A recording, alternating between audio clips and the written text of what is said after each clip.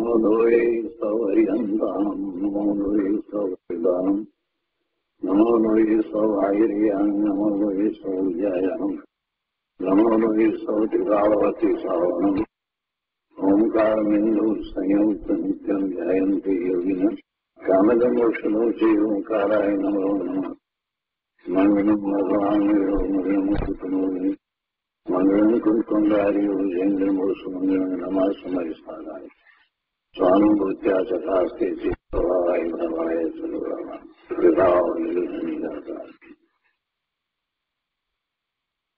समयसार भगवान कुंकुंदाचार्य रचित समयसार तथा भगवान अमृतचंद्राचार्य रचित आत्मख्याति टीका कलश सहित એનો સ્વાધ્યાય ચાલે છે। એમાં પરિશિષ્ટમાં 47 શક્તિનો સ્વાધ્યાય આપણે કરી રહ્યા છીએ। 47 શક્તિ પૈકી 37 શક્તિનો સ્વાધ્યાય પૂરો કર્યો છે। હવે આજે 38મી શક્તિ અભાવ અભાવ શક્તિ। અભાવ અભાવ શક્તિ। અમૃતચંદ્રાચાર્ય ભગવાન કહે છે કે નહીં ભવતા નહીં વર્તતા પર્યાયના અભવન રૂપ એટલે કે નહીં વર્તવા રૂપ અભાવ અભાવ શક્તિ। શું કહે છે કે નહીં ભવતા નહીં વર્તતા પર્યાયના અભવન રૂપ અભાવ અભાવ શક્તિ। ગુરુદેવ પાસેથી એનો વિસ્તાર સમજીએ। प्रवचन रत्नाकर भाग 11 पारा नंबर 171। गुरुदेव अहींया कहे छे के समयकारनो आ शक्ति अधिकार छे। आत्मामां संख्याए अनंत शक्तिओ छे। तेनुं कथन क्रमथी थाय छे पण ते बधी भगवान आत्मामां एक साथे त्रिकाळ व्यापेली छे। क्रम में तो वर्णन थाय पण शक्तिओ तो बधी एक साथे छे अने ए त्रणेय काल भूतकाल में वर्तमान काल में अने भविष्यकाल में एक साथे अनंत शक्तिओ व्यापेली छे रहेली छे। चैतन्य स्वरूप भगवान आत्मा छे एमां आ अनंत शक्तिओ छे ते तेनो स्वभाव छे। शुद्ध एक चैतन्य मात्र ज्ञायक स्वरूपी हूँ छू एम जेने अंतर में दृष्टि थाय तेने ते दृष्टि में अनंत शक्तिओनी प्रतीति समाई जाए छे। शुं कहे छे गुरुदेव कि जेने हूँ शुद्ध चैतन्य मात्र ज्ञायक स्वभावी भगवान आत्मा छू एवो द्रव्यसूतना अभ्यास द्वारा निर्णय थयो छे अने दृष्टि अंतर तरफ वळी छे तो ए दृष्टि में अनंत शक्तिओनी प्रतीति समाई जाए छे। 33मी शक्ति थी शुरू करी अने आ 38मी शक्ति सुधी 6 शक्तिनी वात आवी तो गुरुदेव कहे छे के अहींया आ 6 बोलमां एम कहे छे के प्रथम कहूं कि आत्मा में वर्तमान निर्मल विद्यमान अवस्था होय छे ते रूप भाव शक्ति छे। 33मी शक्ति भाव शक्ति। तो शुं कहे छे गुरुदेव कि पहला आ बात करी कि आत्मा में वर्तमान निर्मल विद्यमान अवस्था होय छे। एवो कोई समय नहीं होतो कि ज्यारे वर्तमान निर्मल विद्यमान अवस्था न होय। એટલે આત્મામાં વર્તમાન निर्मल विद्यमान अवस्था होय छे અને એવી હોવારૂપ ભાવરૂપ ભાવ શક્તિ છે। એના પછી અભાવ શક્તિની વાત કરી તો એમાં એમ કહ્યું કે આત્મામાં વર્તમાન વિદ્યમાન અવસ્થા છે તેમાં પૂર્વોત્તર એટલે પહેલાની અને પછીની એમ પૂર્વોત્તર अवस्थाओं अविद्यमान है तथा रागना परिणमन रूप अवस्था अविद्यमान है। પહેલાની અને પછીની અવસ્થા તો નથી, પણ રાગના પરિણમન રૂપ અવસ્થા પણ અવિદ્યમાન છે, એવી અભાવ શક્તિ છે. એના પછી 35મી શક્તિની વાત કરતા કહ્યું કે ત્રીજી ભાવ અભાવ શક્તિ છે. અહીંયા 6 ની અપેક્ષાએ ત્રીજી શું કહ્યું કે ભાવ અભાવ શક્તિ છે. તેના કારણે વર્તમાન જે નિર્મળ અવસ્થા વિદ્યમાન છે, એટલે જે નિર્મળ અવસ્થા વર્તમાન વિદ્યમાન છે તે ભાવ છે, અને તેનો વ્યય થવો એટલે અભાવ થવો, એટલે એવા ભાવ અભાવ રૂપ શક્તિ છે. તે પછી 36મી એટલે કે ચોથી અભાવ ભાવ શક્તિ. અભાવ ભાવ શક્તિને લીધે વર્તમાન વિદ્યમાન અવસ્થા છે તેમાં પછીની વિશેષ નિર્મળ અવસ્થાનો અભાવ છે, તો તેનો પછીના સમયે ભાવ એટલે કે ઉત્પાદ થઈ જશે. અભાવ ભાવ શક્તિ વર્તમાનમાં જેનો અભાવ છે એટલે કે જે નથી, એ પછીના સમયે એનો ભાવ થાય છે એટલે કે એનો ઉત્પાદ થાય છે, એવી અભાવ ભાવ શક્તિ. તો એ 36મી થઈ. ત્યાર પછીથી 37મી શક્તિ, એમાં શું કે છે કે એ ભાવ ભાવ શક્તિ છે. તો કે છે 5મા બોલમાં ભાવ ભાવ શક્તિ કહી. ભાવ ભાવ શક્તિના કારણે પ્રત્યેક ગુણની વર્તમાન પર્યાય જે નિર્મળ ભાવ રૂપ છે તે નિર્મળ ભાવ રૂપ જ રહેશે. એટલે કે જ્ઞાન ગુણની એ નિર્મળ પર્યાય છે, તો એ પછીના સમયે એ પર્યાય ભલે વ્યય પામે, વ્યય થાય એનો, તે છતાંય જે નવી પર્યાય હશે તે પણ એ જ પ્રકારની જ્ઞાનની પર્યાય હશે, અને એનો પણ વ્યય થતા ફરી નવી પર્યાય થશે, તે પણ તે પ્રકારની જ્ઞાનની પર્યાય હશે. એટલે એ જ જાતની જ્ઞાન ગુણ છે તો પછી એની એવી જ પર્યાય થશે. એટલે જે ભાવ છે, જ્ઞાનનો ભાવ છે તો જ્ઞાન ભાવની, એટલે ભાવ ભાવ શક્તિ એ દરેક ગુણને માટે છે. પ્રત્યેક ગુણની એવી વર્તમાન પર્યાય, એમાં પછી સુખ ગુણ હોય, ચારિત્ર ગુણ હોય, દર્શન ગુણ હોય, તો દરેક ગુણની પોતાનો જે ગુણ પ્રમાણે જે ભાવ છે એવી ને એવી બીજી પર્યાય થશે. એટલે દરેક પર્યાય એક સમયની છે, અને એ સમય પછી એ તો વ્યય થાય છે, પણ બીજી નવી પર્યાય બીજા સમયે જે ઉત્પન્ન થઈ તો એ એવી જ હશે, જે ગુણની પર્યાય છે તેવી જ હશે. એટલે એવી એ ભાવ ભાવ શક્તિ. હવે આ 6ઠ્ઠી વાત અહીંયા કરે છે, જે એનો સ્વાધ્યાય આજે આપણે કરવાના છીએ, તે અભાવ અભાવ શક્તિ. અભાવ અભાવ શક્તિ. ગુરુદેવ કહે છે કે હવે અહીં અભાવ અભાવ શક્તિની વાત છે.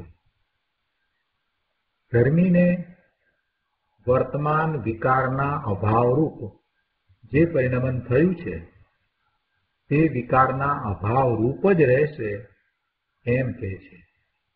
જો આપણે ભાવ ભાવ શક્તિમાં સમજ્યા કે જે ભાવ ગુણનો છે તેની જે પર્યાય થઈ તેવી ને તેવી તે જ પ્રકારની તે જ જાતની પર્યાય થયા કરે એમ ભાવ ભાવ. અહીંયા અભાવમાં પણ એ રીતે સમજવાનું છે કે જે અભાવ છે, જે પર્યાયોનો અભાવ છે, જે પરિણામનો અભાવ છે, જે વિકારનો અભાવ છે, તો એ પછી વિકારનો અભાવ જ રહેશે. એના પછીના વખતે પણ એમ જ હશે, એના પછી પણ એમ જ હશે, એના પછી પણ એમ જ હશે. એટલે અભાવ અભાવ. ગુરુદેવ અહીંયા સમજાવે છે કે નહીં ભવતા પર્યાયના અભવન રૂપ, જેનું ભવન નથી પરિણમન થતું એવી પર્યાયો, એટલે એવા નહીં ભવતા પર્યાય. તો એવા નહીં ભવતા પર્યાયના અભવન રૂપ અભાવ અભાવ શક્તિ છે. વ્યવહાર રત્નત્રય રાગ વિકાર છે,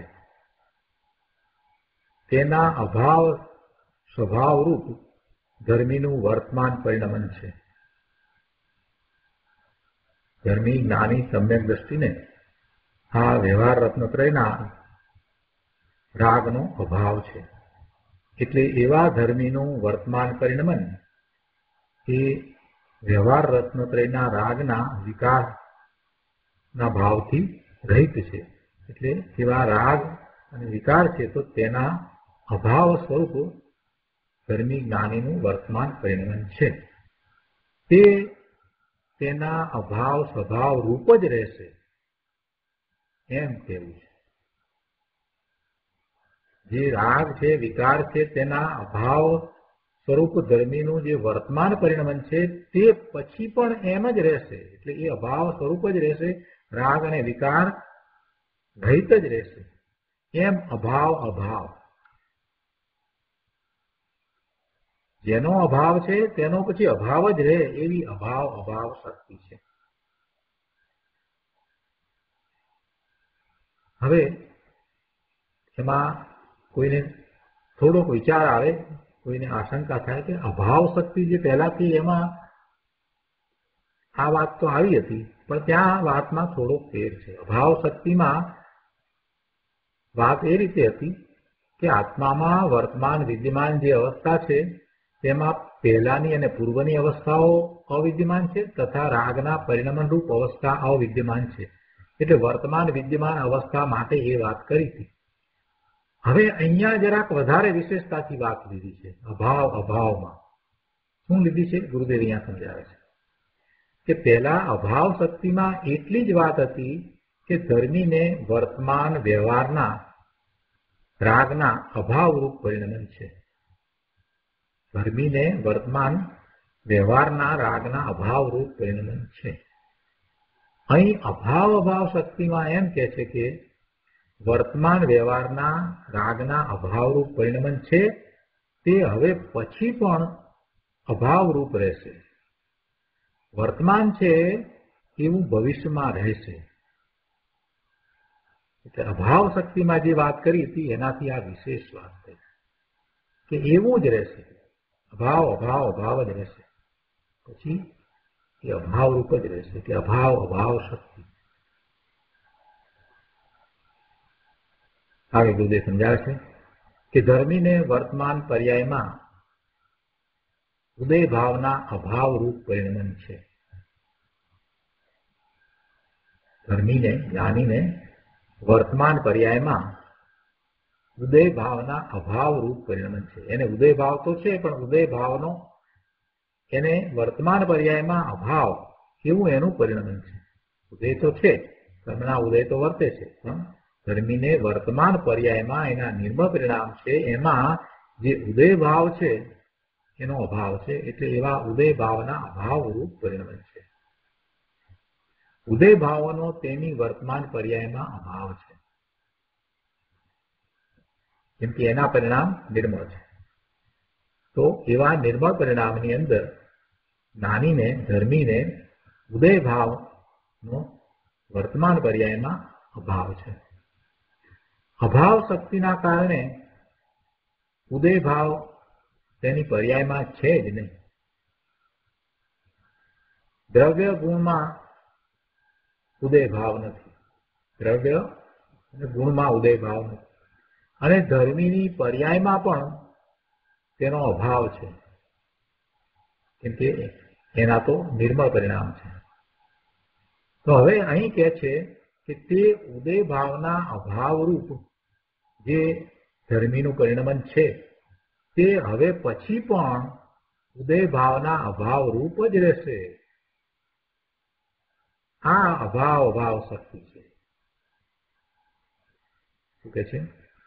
ઉદય ભાવના અભાવરૂપ જે એનું પરિણમન છે તે હવે પછી પણ ઉદય ભાવના અભાવરૂપ રહેશે. આ અભાવ અભાવ શક્તિ છે.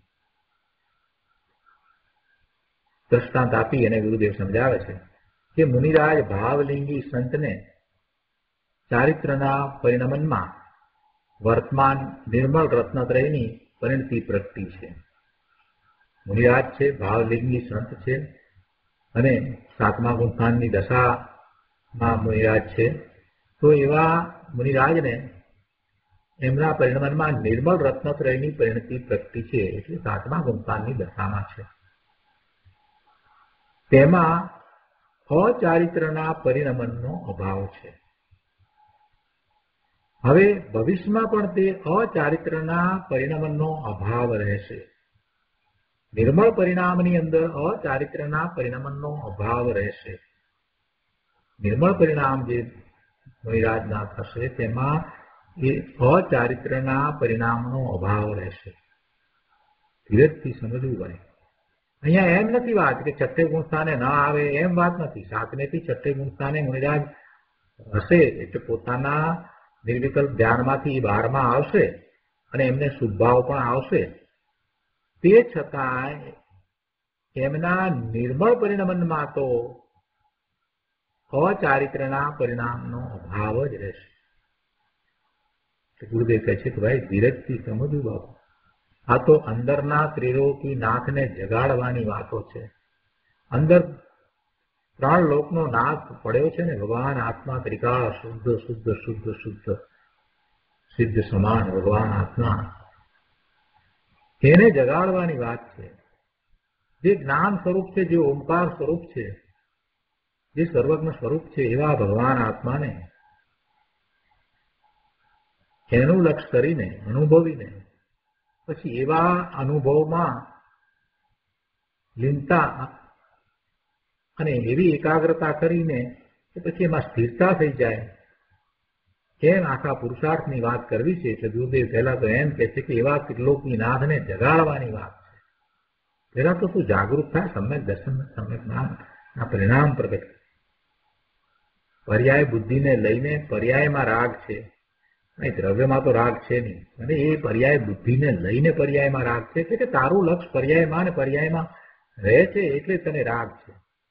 જો તને એક વખત તારા સ્વરૂપની દ્રષ્ટિ થાય, દ્રવ્ય દ્રષ્ટિ થાય, તો પછી એ રાગની રુચિ પણ રહેતી નથી અને એ સમયના નિર્મળ પરિણામમાં એ રાગ રહેતો જ નથી. અને સમ્યક દર્શન થયા પછીથી ગરમીની દ્રષ્ટિ તો સ્વરૂપ તરફ જ રહે છે. ભલે 12માં એનો ઉપયોગ હોય તે છતાં એની દ્રષ્ટિ તો સ્વરૂપ તરફ જ રહે છે. પર્યાય બુદ્ધિને લઈને પર્યાયમાં રાગ છે. અનાદિનો પર્યાય બુદ્ધિ છે.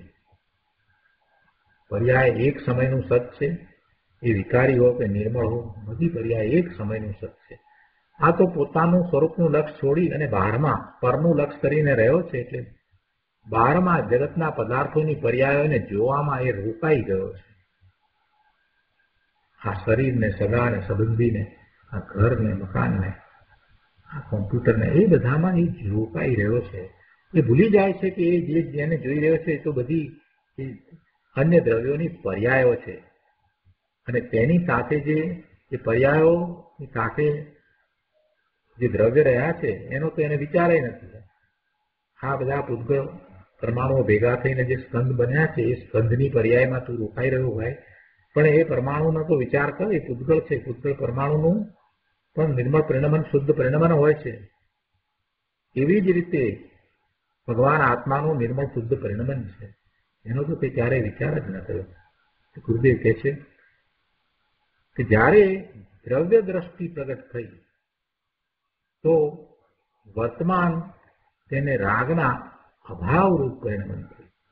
જેવી દ્રવ્ય દ્રષ્ટિ થઈ, સ્વરૂપનું લક્ષ થયું અને એનો અનુભવ થયો, તો જે પરિણામ થયા ત્યારે એ વર્તમાન નિર્મળ પરિણામ છે એમાં રાગનો અભાવ છે. એટલે દ્રવ્ય દ્રષ્ટિ પ્રગટ થઈ તો વર્તમાન તેને રાગના અભાવરૂપ પરિણમન થયું. રાગના અભાવરૂપ પરિણમન, રાગ વિના પરિણમન. કોઈ રાગ નથી નિર્મળ પરિણામમાં, કોઈ રાગ નથી. કોઈ વાર અનુભવી ન હોય ને એટલે અઘરું લાગે, પણ એમ નથી. અઘરું કાંઈ નથી. પોતાના સ્વરૂપમાં જવું કાંઈ અઘરું નથી. એક વાર ભાઈ બરાબર એકાગ્રતા પૂર્વક પૂરા બળથી વીર્યની શક્તિને ત્યાં લગાડી દઈને તો એક વાર એવો અનુભવ કરો. ગુરુદેવ એમ કે છે, શું કે છે કે જ્યાં દ્રવ્ય દ્રષ્ટિ પ્રગટ થઈ તો વર્તમાન તેને રાગના અભાવરૂપ પરિણમન થયું. હવે તે રાગના અભાવરૂપ પરિણમન કાયમ રહેશે. કેમ કાયમ રહેશે રાગના અભાવરૂપ પરિણમન? કેમ કે એવી આ આત્માની અભાવ શક્તિ છે. ધર્મીને સિદ્ધ દશા પર્યંત એટલે સિદ્ધ દશા થાય ત્યાં સુધી એને આ અભાવ શક્તિના કારણે એ રાગના અભાવ રૂપ પરિણમન હોય છે. એટલે કહે છે કે ધર્મીને સિદ્ધ દશા પર્યંત, અને સિદ્ધમાં સિદ્ધ થયા પછીની વાત કરીએ તો સિદ્ધને રાગના અભાવરૂપ પરિણમન કાયમ રહેશે. સિદ્ધને કેમ વિકાર થતો નથી? તો કહે છે કે આત્મામાં એવી અભાવ શક્તિ છે જેના સામર્થ્યથી તેને વિકારના અભાવરૂપ પરિણમન સદાય રહે છે. વિકારનો અભાવ, વિકારનો અભાવ, વિકારનો અભાવ, વિકારનો અભાવ, વિકારનો અભાવ, કાયમ વિકારનો અભાવ, હંમેશા વિકારના અભાવ રૂપ પરિણમન સિદ્ધને હોય છે. સિદ્ધમાં શક્તિ સંપૂર્ણતઃ ખીલી ગઈ છે, તેથી તેમને વિકાર અને વિકારનું પરિણમન થતું નથી. કર્મ નથી માટે સિદ્ધને વિકાર થતો નથી એમ કહેવું એ તો નિમિત્તનું કથન છે. ખરેખર તો વિકાર રૂપ થવાનો આત્માનો સ્વભાવ જ નથી. ખરેખર તો વિકાર રૂપ થવાનો આત્માનો સ્વભાવ જ નથી. સ્વભાવ તો ક્યારે હોય કે અંદર ગુણ હોય તો સ્વભાવ હોય. એટલે વિકાર રૂપ થવા વાળો કોઈ ગુણ હોવો જોઈએ ને. અંદર આત્મામાં એવો કોઈ ગુણ હોય તો એ વિકાર રૂપ થાય, તો એ એનો આત્માનો સ્વભાવ થાય. તો વિકાર રૂપ થવાનો આત્માનો સ્વભાવ જ નથી, કેમ કે એવો ગુણ નથી. અને આ સ્વભાવ સિદ્ધને પૂર્ણ પ્રસિદ્ધ થઈ ગયો છે, તેથી તેમને વિકાર થતો નથી. ચૈતન્ય રૂપ અનુપ અમૂર્ત સિદ્ધ સમાન સદા પદમેવ.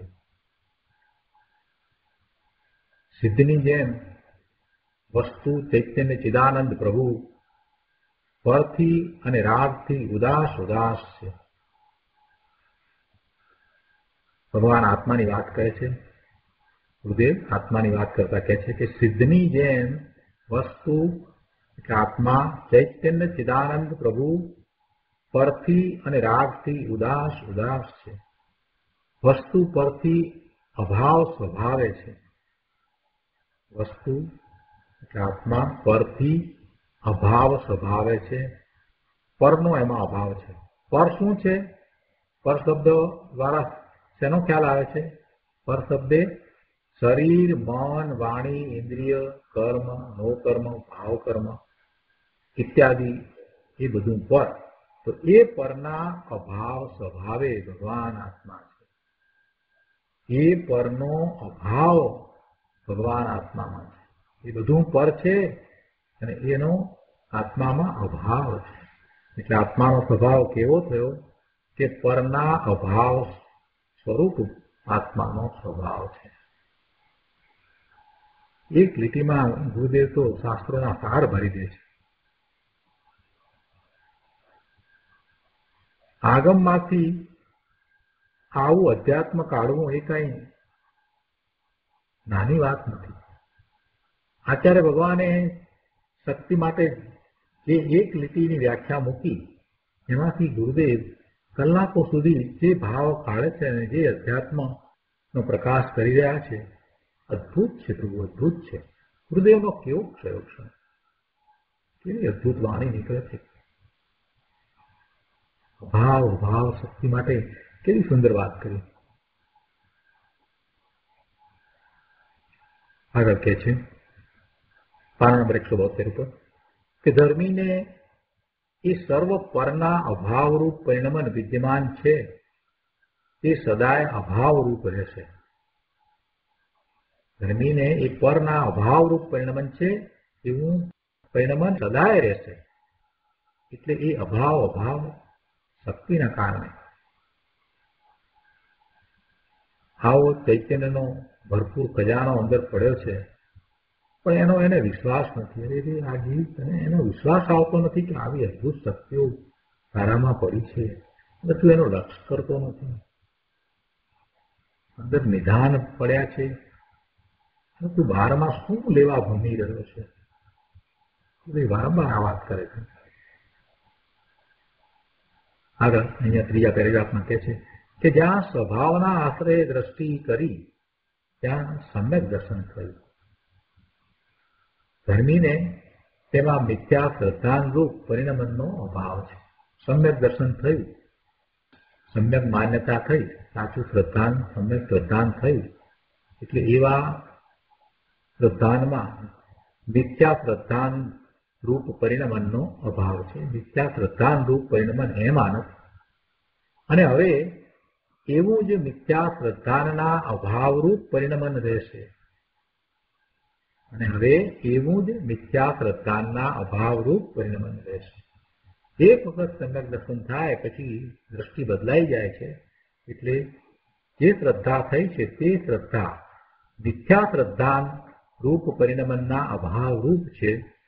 તો હવે એ મિથ્યા શ્રદ્ધાનના અભાવ રૂપ પરિણમન રહેશે. ધર્મી જીવને દ્રવ્ય દ્રષ્ટિ થઈને જે રાગના અભાવરૂપ પ્રવર્તન થયું તે હવે કાયમ રહેશે.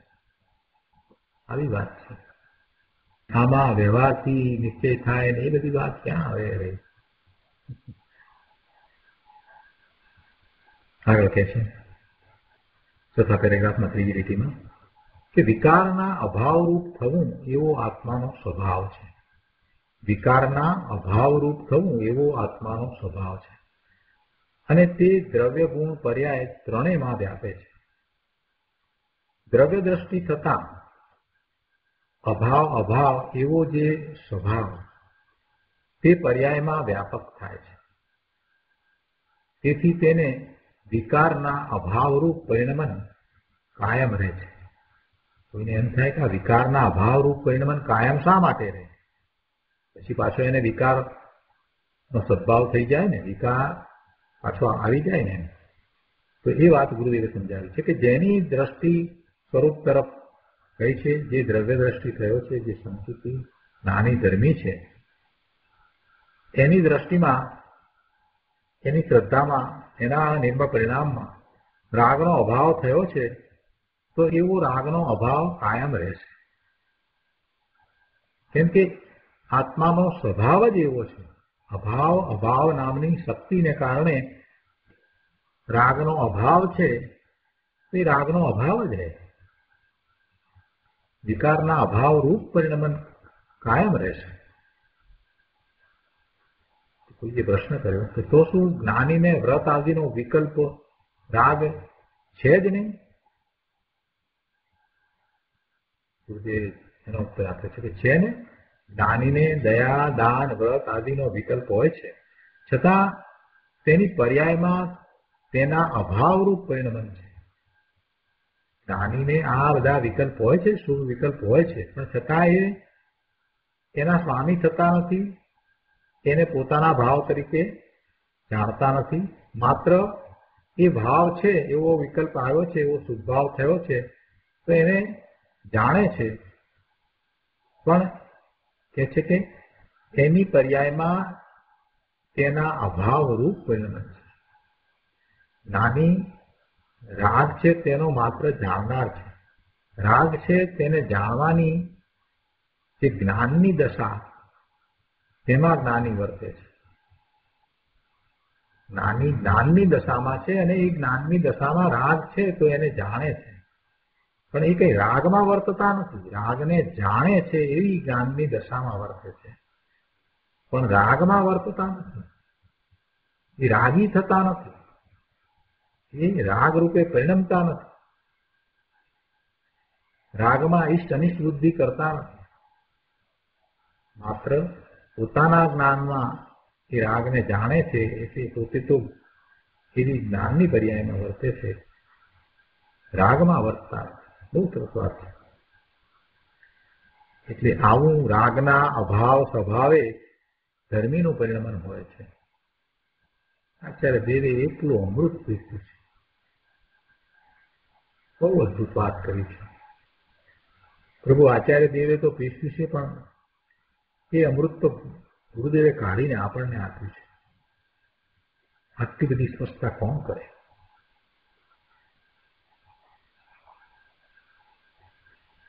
આગળ 8મા પેરેગ્રાફમાં અહીંયા કહે છે કે વીર્ય શક્તિમાં પણ આ અભાવ શક્તિનું રૂપ છે. જો વીર્ય શક્તિમાં અભાવ શક્તિનું રૂપ સમજાવીને ગુરુદેવે એક ઘણી મહત્વની વાત સમજાવી છે. વીર્ય શક્તિમાં પણ આ અભાવ શક્તિનું રૂપ છે.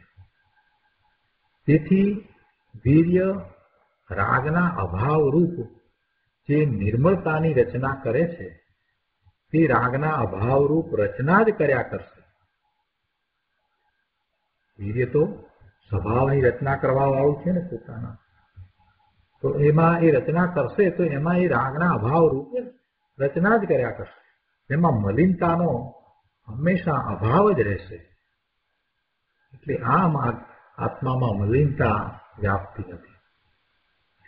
આત્માના વીર્યથી, આત્માના બળથી મલિન પર્યાયની રચના થશે જ નહીં, કેમકે અભાવ શક્તિ પડી છે. જે પુરુષાર્થથી નિર્મળ રચના થઈ તે નિર્મળ રચના તેવી ને તેવી રહ્યા જ કરશે. આવી વાત છે. આત્માનું સ્વરૂપ ત્રિકાળ આમ શુદ્ધ રહે છે.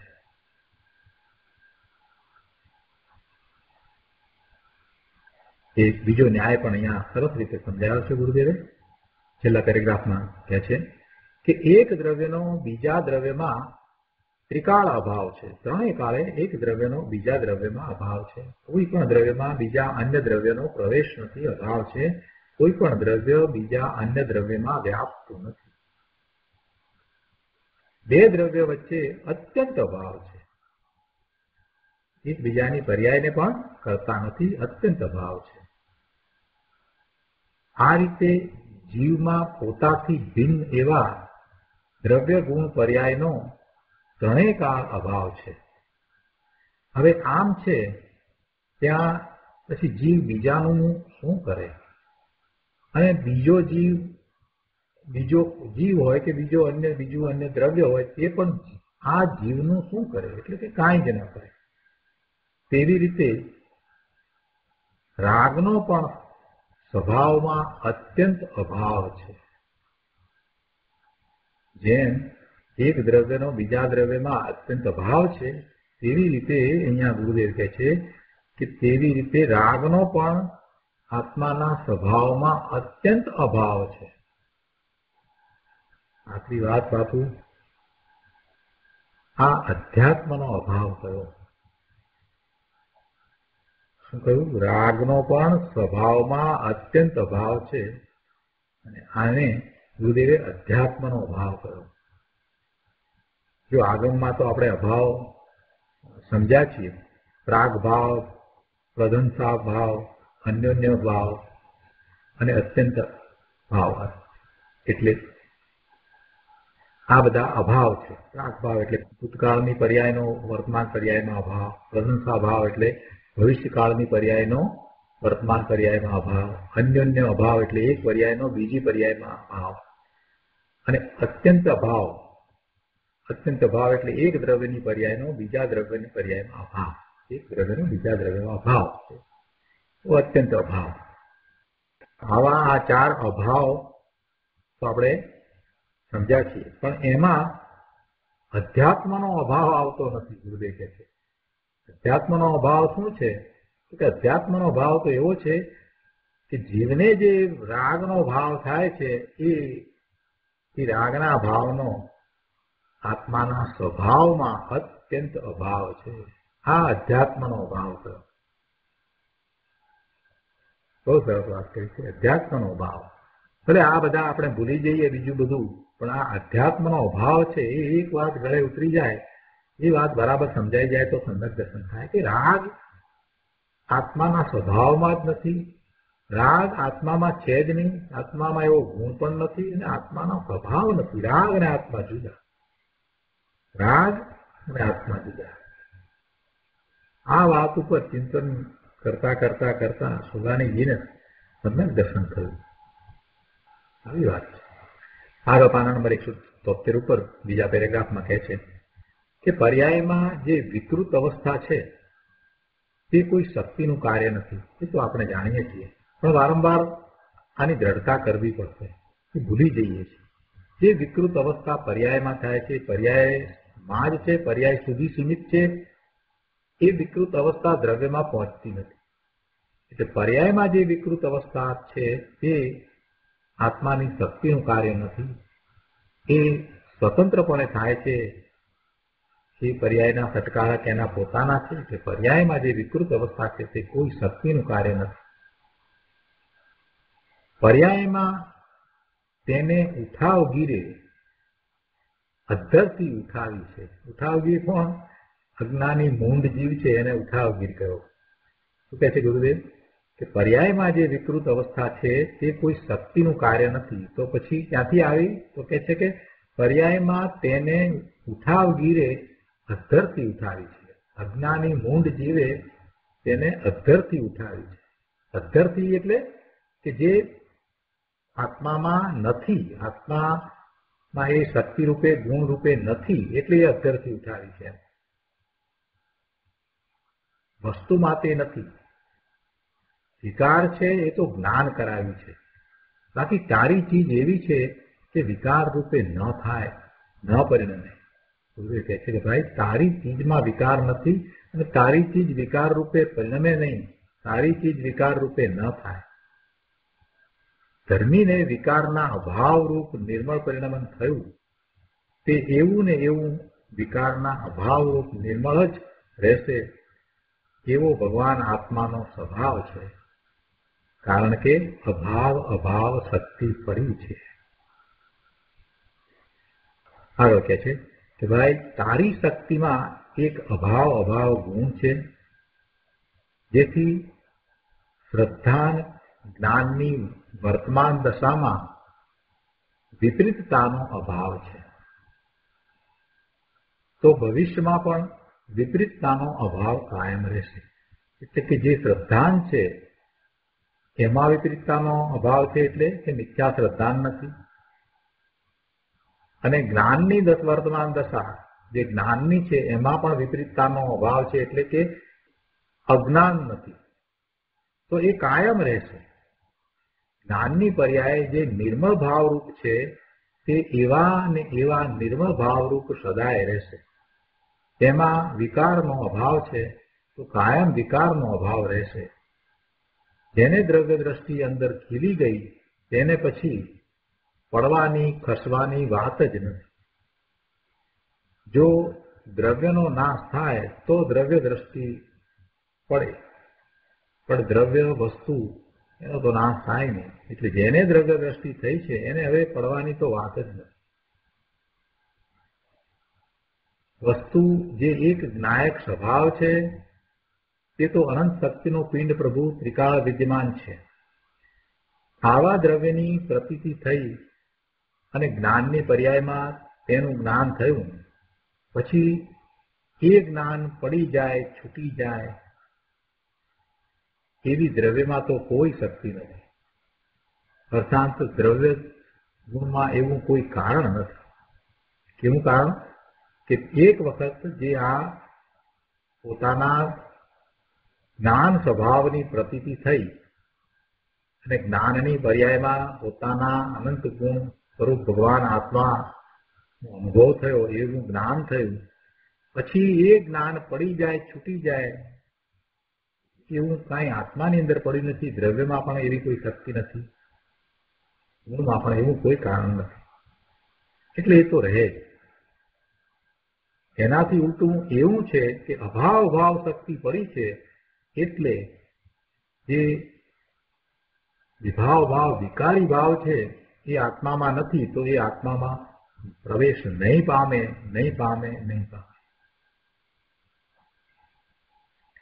આગળ કહે છે, જુઓ, અનાદિથી જીવને 21 ગુણમાં વિપરીત પરિણમન થાય છે એમ તારવણી કાઢેલી. ગુરુદેવે આ તારવણી કાઢેલી કે આ ગુણ બીજા પ્રકારે પરિણમન હોય છે. જો અહીંયા આ ગુણનું વિપરીત પરિણમન કહ્યું છે ને એમાં થોડુંક સમજવાનું છે. મૂળ આત્મામાં પડેલો જે ગુણ છે એનું એ વિપરીત પરિણમન નથી, પણ એ ગુણની સામે વિરોધી જે પરિણમન છે એનાથી ઓપોઝિટ ટાઈપનું જે વિપરીત પરિણમન છે તો એને એ વિપરીત પરિણમનને સમજાવવા માટે, દર્શાવવા માટે એમ કહેવાય કે ભાઈ શ્રદ્ધા ગુણ જે છે તો શ્રદ્ધા ગુણનું સમ્યક પરિણમન જ હોય. શ્રદ્ધા ગુણ જે છે એનું પરિણમન સમ્યક જ હોય. અંદરમાં પડેલ શ્રદ્ધા ગુણનું વિપરીત પરિણમન થાય એમ નથી થતું, પણ સામે વિપરીત શ્રદ્ધા પણ હોય છે એટલે પછી એમ કહેવાય કે આ શ્રદ્ધા ગુણનું વિપરીત પરિણમન. એટલે કે અંદર આત્મામાં પડેલા ગુણનું એ પરિણમન નથી, એ તો પર્યાયમાં વિપરીત પરિણમન છે. બીજી વાત, જ્ઞાનનો વિચાર કરીએ તો જ્ઞાન ગુણનું વિપરીત પરિણમન અજ્ઞાન રૂપ પરિણમન, અજ્ઞાન ભાવે પરિણમન. તો એ અંદરમાં પડેલો ભગવાન આત્મા જેમાં આ જ્ઞાન નામનો ગુણ છે એ જ્ઞાન ગુણનું પરિણમન એમ નથી થતું. એ જ્ઞાન ગુણનું પરિણમન તો નિર્મળ જ હોય, એ જ્ઞાનનું પરિણમન તો નિર્મળ જ હોય. પણ જે પર્યાયમાં અજ્ઞાન ભાવ છે એ અજ્ઞાન ભાવને એમ કહ્યું કે જ્ઞાનનું વિપરીત પરિણમન. એટલે કેટલાક ગુણ માટે જયારે એમ કહેવામાં આવ્યું હોય કે એ ગુણનું વિપરીત પરિણમન, તો એમાં એમ ના સમજવું કે આત્માનું જે સ્વરૂપ છે એમાં જે ગુણ પડ્યા છે એ ગુણનું એ વિપરીત પરિણમન છે એમ ના સમજવું, પણ એ પર્યાયમાં એવું વિપરીત પરિણમન છે તો એ કયા ગુણની સામે છે, કયા ગુણથી વિરુદ્ધ પ્રકારનું છે એ સમજાવવા માટે એમ કહેવામાં આવે કે આટલા 21 ગુણ એવા છે કે એની સામે એવું વિપરીત પરિણમન હોય છે. એ વાત કરી છે. અંદરમાં પડેલો જે ગુણ છે એનું તો નિર્મળ પરિણમન જ હોય, એ તો શુદ્ધ પરિણમન જ હોય, પણ જે વિપરીત પરિણમન છે એ તો પર્યાયમાં છે અને એમાં પછી એ કયા ગુણની સામે વિપરીતતા છે એ દર્શાવવા માટે ગુણનું નામ લેવામાં આવે, પણ એ કંઈ અંદરમાં રહેલા ગુણનું પરિણમન નથી. આ એક મોટી સ્પષ્ટતા છે. ઘણાને મનમાં આજે આ વાતમાં શંકાઓ રહેલી છે, પણ એ વાત એમ જ છે. તો અહીંયા એ રીતે અર્થ સમજવાનો છે. તો અહીંયા તો વાત આગળ બીજી કરવી છે ગુરુદેવ, એટલે કહે છે કે પરંતુ સ્વભાવ દ્રષ્ટિવંતને, ધર્મી પુરુષને વિપરીત પરિણમનનો તેની પર્યાયમાં અભાવ છે. વાત તો આ કરવી છે કે જ્ઞાનીને જેની દ્રષ્ટિ સ્વરૂપ તરફ વળી ગઈ છે એવા સ્વભાવ દ્રષ્ટિવંતને, ધર્મીને, સમ્યક દ્રષ્ટિને વિપરીત પરિણમનનો તેની પર્યાયમાં અભાવ છે અને નિર્મળ પરિણતિનો સદભાવ છે. એની નિર્મળ પરિણતિ છે. એટલે આ રીતે આ અસ્થિ નાસ્તિ થઈ અને આ અનેકાંત છે. શું અનેકાંત થયું કે વિપરીત પરિણમનનો તેની પર્યાયમાં અભાવ છે અને નિર્મળ પરિણતિનો સદભાવ છે. એટલે આ રીતે અસ્થિ નાસ્તિ વાત થઈ અને આ અનેકાંત છે. ભાવ શક્તિના કારણે તેને નિર્મળ પરિણતિનો ભાવ રહેશે. જો ભાવ શક્તિ આપણે જે પહેલા કરી હતી 37ની શક્તિ, કેમ કે ગુણ છે તો એ ગુણનું પરિણમન એ જાતનું જ થયા કરે. જ્ઞાન ગુણનું પરિણમન તો જ્ઞાન રૂપે જ એનું ભવન થાય, એવા એક પછી એક નિર્મળ પરિણામ થયા કરે. તો એ ભાવ શક્તિ તો કે છે કે ભાવ શક્તિના કારણે તેને નિર્મળ પરિણતિનો ભાવ રહેશે. અને હવે આ અભાવ શક્તિ, તો આ અભાવ શક્તિના કારણે તેને તેની પર્યાયમાં વિપરીતતાનો એટલે મલિનતાનો અભાવ રહેશે. કરુણા કરીને ગુરુદેવ કહે છે કે ભાઈ તારી ચૈતન્ય સંપદા તો જો અંદર જુએ તો તને ખ્યાલ આવે, ને ખ્યાલ આવે તો પછી તને થાય કે તું તો ન્યાલ થઈ ગયો. એવી તારી સંપદા છે, એવી તારી ચીજ છે ભાઈ. અંદર દ્રષ્ટિના વિધાન રહે છે એ બહારમાં ક્યાંય મળે એમ નથી. પવિત્રતાનો પિંડ પ્રભુ અંદર છે, તે અંતરદ્રષ્ટિ કરતા પ્રાપ્ત થાય છે, બીજી કોઈ રીતે પ્રાપ્ત થતો નથી. આવી વાત છે.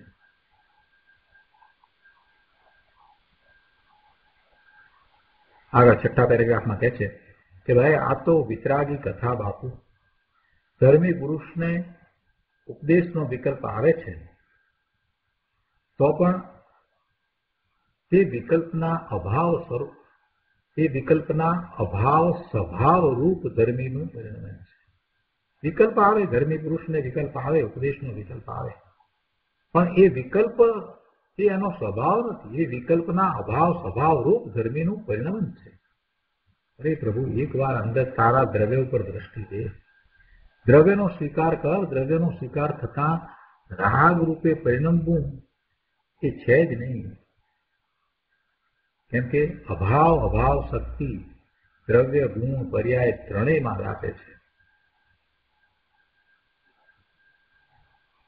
1000 વર્ષ પહેલાના આ દિગંબર સંત અમૃતચંદ્રાચાર્ય ભગવાનની વાણી તો જુઓ, કેવળ જ્ઞાનના કવાટ ખોલી નાખ્યા છે. રાગમાં તું રમે એ તારી રમત નહીં. ગુરુદેવ કહે છે, બહુ સરસ વાત કરી છે. અરે પ્રભુ, રાગમાં તું રમે એ તારી રમતું નહીં.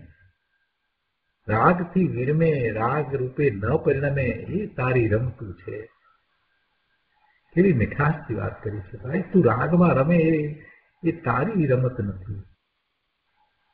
તું રાગમાં પરિણમે એ તારું કાર્ય નહીં. તું રાગરૂપ હોય નહીં. હવે આવી વાત ક્યાં મળે પ્રભુ? ગુરુદેવ કહે છે કે રળવા માટે, કમાવા માટે દેશ વિદેશ રખડે, પણ આ વાત ક્યાં મળે? અંતરની ચીજ તો અંતરમાં છે, અને અંતરમાં જાય તો તે મળે છે. આ અલૌકિક વર્ણન છે. જગતના ભાગ્ય હોય એટલું બહાર આવે છે. અહીંયા એક વાત, શું કહેવું?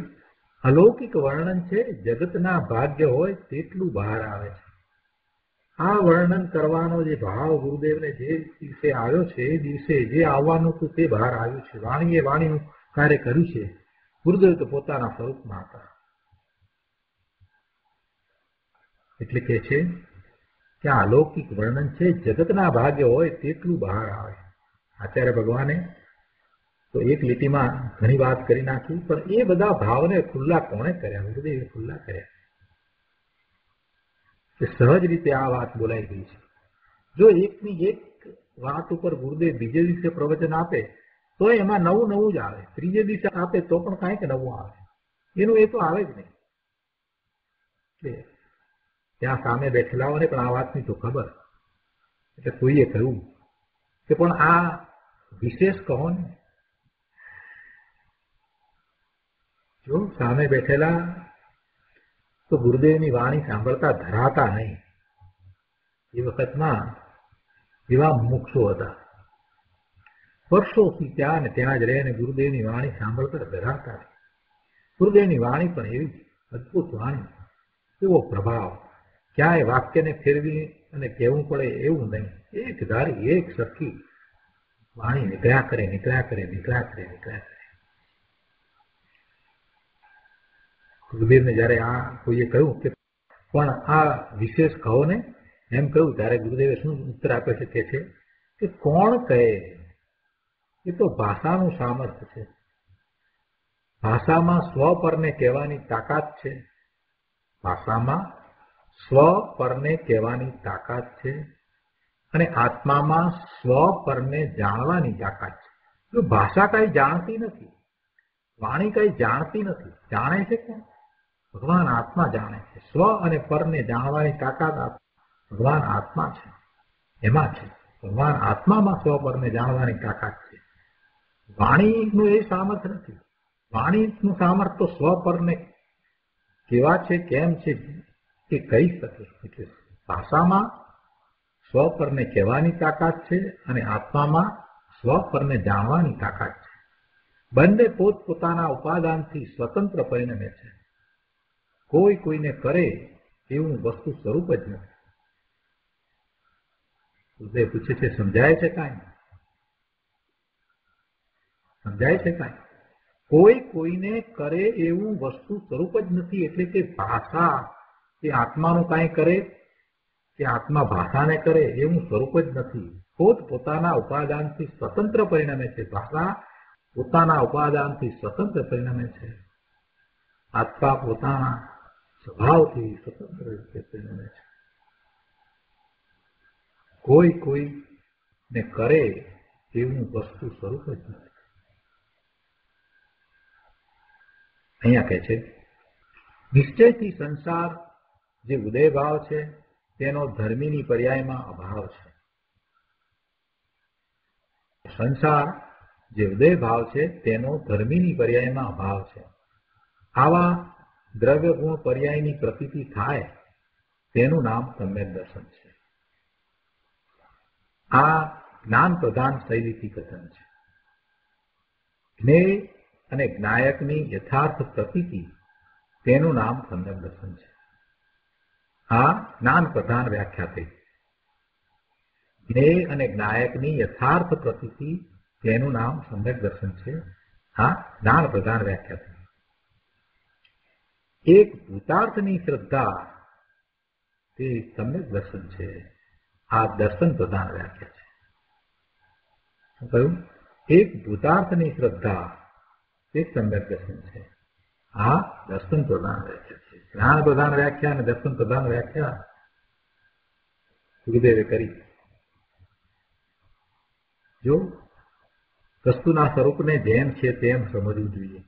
પ્રવચન સારની અંદર જ્ઞાન પ્રધાન કથન છે, સમય સારમાં દ્રષ્ટિ પ્રધાન કથન છે.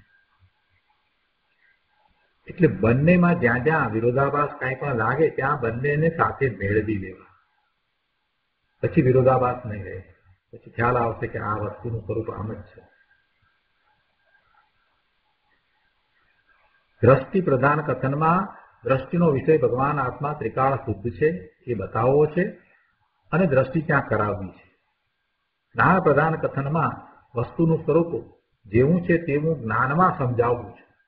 બેમાં આ ફેર છે.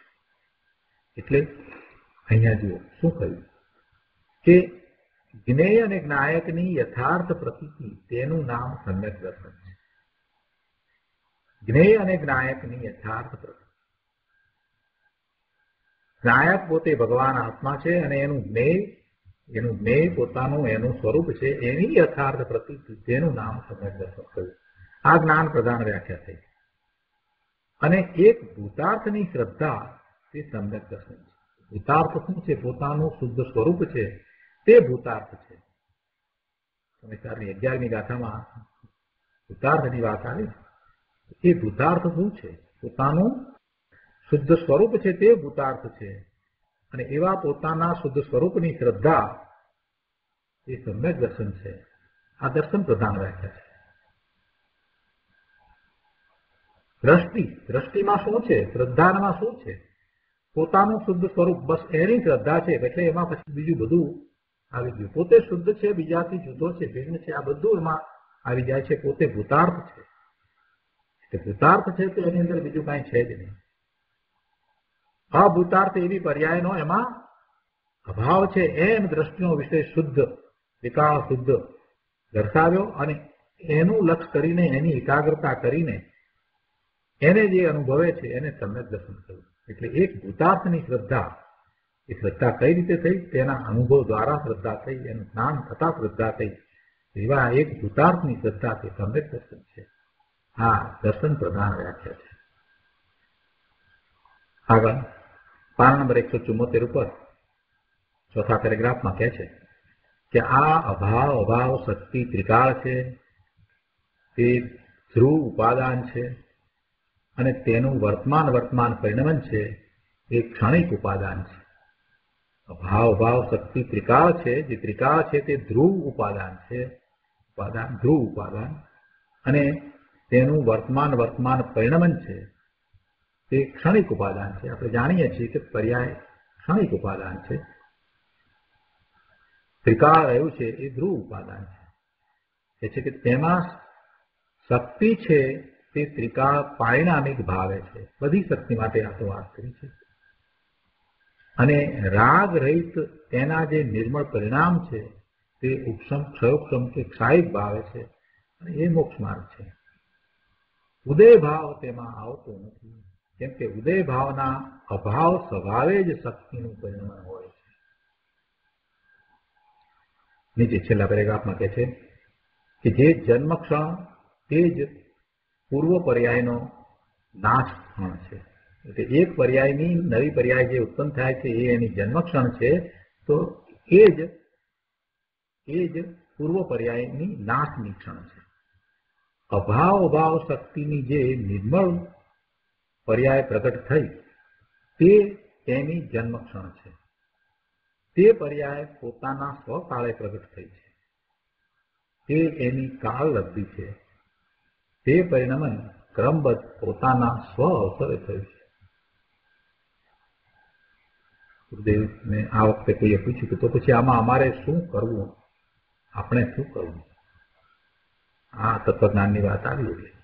ગુરુદેવ કહે છે કે ક્રમવર્તી પર્યાય અને શક્તિના ભેદનું લક્ષ છોડી શુદ્ધ એક ચૈતન્ય માત્ર નિજ ત્રિકાળી દ્રવ્યનું લક્ષ કરવું. જો ઉપર પહેલા તત્વજ્ઞાન સમજાયું અને પછી કોઈએ પૂછ્યું કે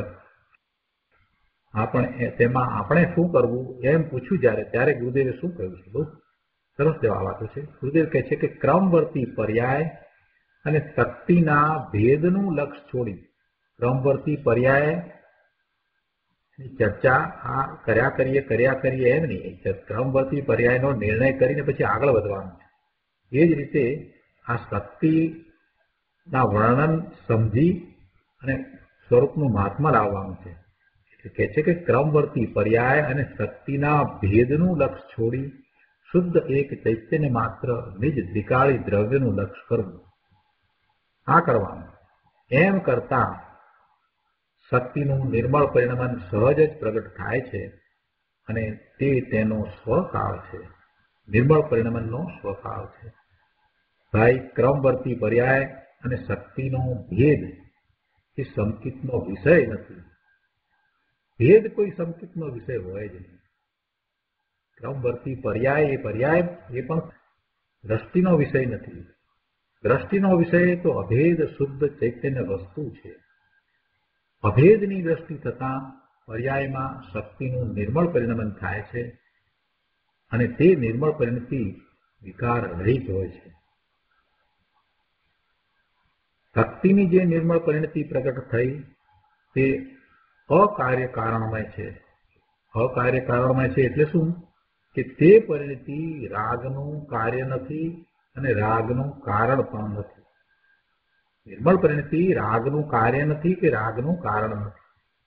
ક્રમવર્તી જ્ઞાનની પર્યાય થાય તે રાગનું કાર્ય નથી, રાગથી જ્ઞાન થયું છે એમ નથી. ક્રમવર્તી જ્ઞાનની પર્યાય રાગને જાણે એ વ્યવહાર છે. ખરેખર તો પોતે પોતાને જાણે છે. ક્રમવર્તી જ્ઞાનની પર્યાય ખરેખર તો પોતે પોતાને જાણે છે, પણ એ રાગને જાણે છે એમ કહીએ તો એ વ્યવહાર છે. રાગ સંબંધી જ્ઞાનની પર્યાય પોતાને જાણે છે તો રાગને જાણે છે એમ વ્યવહારથી કહેવાય. સ્વ પર પ્રકાશકની વાત આપણે કરીએ છીએ. સ્વને જાણે છે તો પર બધું એમાં જણાઈ જાય છે. એમ રાગ પણ એને જણાય છે, પણ વાસ્તવમાં તો એ સ્વને જાણે છે, પોતાને જાણે છે. અરે ભાઈ, હું રાગનો જાણનાર છું એવા ભેદથી શું સાધ્ય છે? રાગને જાણે છે તોય શું? રાગનો જાણનાર છું હું એવા ભેદથી શું સાધ્ય છે? કાંઈ જ નહીં. અરે હું જાણનાર છું એવા ભેદ વિકલ્પથી એ શું સાધ્ય છે? કાંઈ જ નહીં. માટે શક્તિનો પિંડ શુદ્ધ એક અભેદ ચૈતન્ય દ્રવ્ય ત્રિકાળ છે, તેની દ્રષ્ટિ કર. તેમ કરતા સર્વ કાર્ય સિદ્ધ થઈ જાય છે. ભેદ દ્રષ્ટિ એ મિથ્યા દ્રષ્ટિ છે અને અભેદની દ્રષ્ટિ કરવી એ જ ધર્મ છે. તો આ પ્રમાણે અભાવ શક્તિનું વર્ણન પૂરું થયું અને આ છેલ્લા 2 પેરેગ્રાફમાં તો ગુરુદેવે માર્ગ બતાવી દીધો. તો આજનો સ્વાધ્યાય અહીંયા સુધી રાખીએ છીએ.